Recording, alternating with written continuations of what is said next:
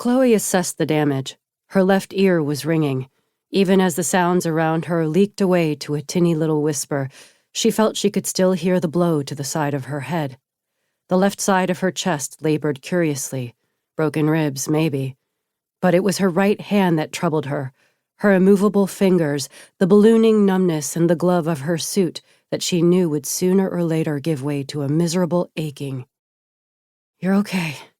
Breathe," she whispered to herself, in that calm voice that she might use with a child, hollow and distant inside her helmet.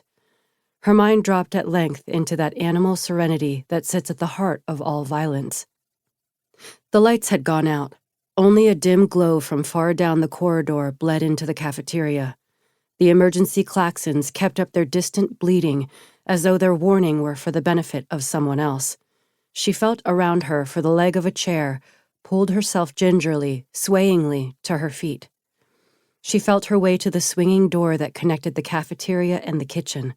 She could feel the door's gentle puffing out against her hand as the air within the kitchen was slowly sucked toward whatever new hull breach the klaxons were announcing.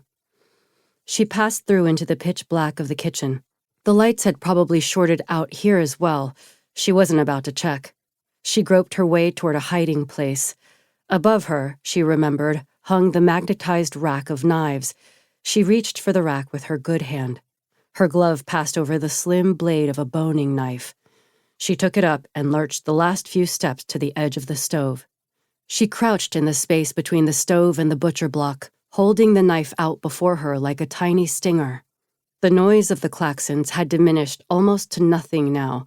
There must be little atmosphere left in this section of the ring, she thought. She did not hear the swinging door of the kitchen as it opened again.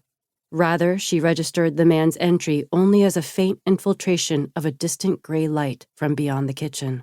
Then the darkness prevailed again. He had had no reason not to try the light switch. Chloe surmised that the lights were shorted out here, too. She wished that she had taken a position from which she could fight. Crouched on the floor as she was, the best she could do would be to punch out with the knife while he stood above her. She might stick him once before he put a bullet in her head.